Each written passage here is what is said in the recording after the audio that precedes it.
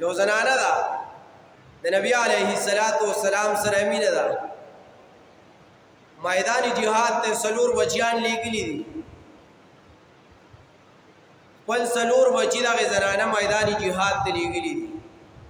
چې لاړ شو جهاد وکړي د جناب رسول الله صلی الله علیه وسلم د طرف وجنګيږي او داغه مخالفت چرته ونه کوي سلور بچیان میدان جهاد ته ولېږي کله چې میدان جهاد ختم شو مرکه ختم شو جنگ ودرېدو خلق په قلاره شو خلق رال زنانه ته وی زنانه ته आवाज کوي اے ابا استا ګره پلان کې بچي شهید شوی دی ستا پلان کې بچي چې واغه شهید شوی دی ګره دا خبره واورم کته پسې ګرځي نو ګرځه پسې مګوره هغه شهید شوی دی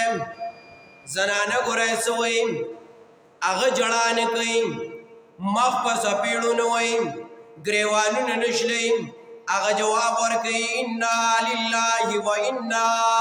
الیه راجعون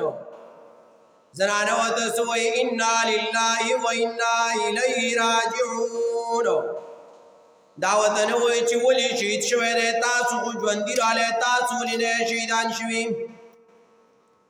جواب داسې ورکوم چې مونږ هم د الله یو دا ټول خلک د الله دی الله ته واپس کیږو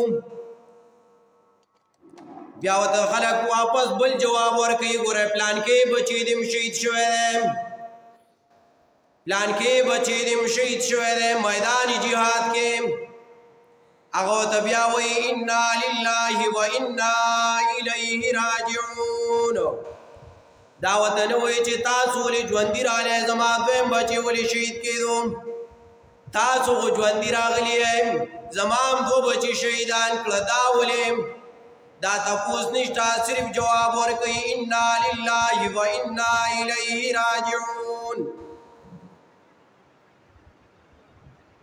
واپس خلق جواب ورکوي صحابه دا ورته وایي چې ګوره ترور خفه کېږم ابای خفه کېږم لیکن ستا دریم بچیم شهید شوی دی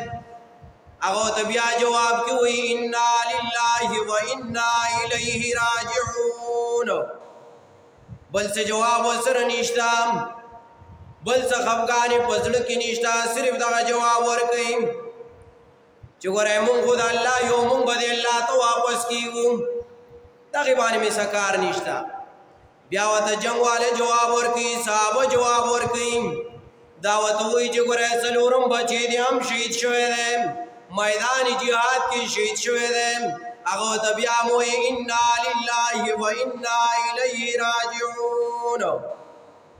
جواب ګوره داسې واورم دا ورته نه وایي چې ولې شهید شوی دی ما خو څلور بچیان لیکلي دي پکار ده چې زما د دریو بچو په ځای باندې تاسو درې کسان نور شهیدان شوي وای یو مال روغ را رسولی وای دوم را رسولی وای دریم را رسولی وای دغه تپوس دې نه کوي خو صرف وایي چې انا لله و انا الیه راجعون دغه جواب ورکوي ابای ښه داسې زنانه وایه داسې ښځې وایه داسې ابایګانې وایه داسې میاندې وایه چې هغه څه وایي هېڅ کار مې نشته وي په بچو مې څه کار نشته خدا راته ووایه چې جناب رسول الله صلی الله علیه وسلم خو بچ دی او که نه دا راته صرف ووایه په بچیانو مې څه کار نشته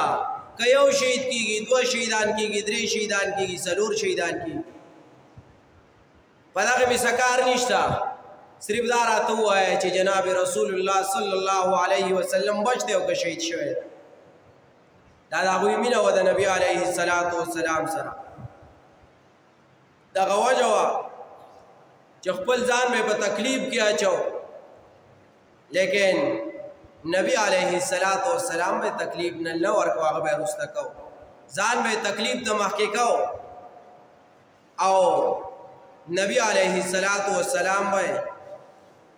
د تکلیف نه رسته کو هغه به نه مخکې کو یو ورځ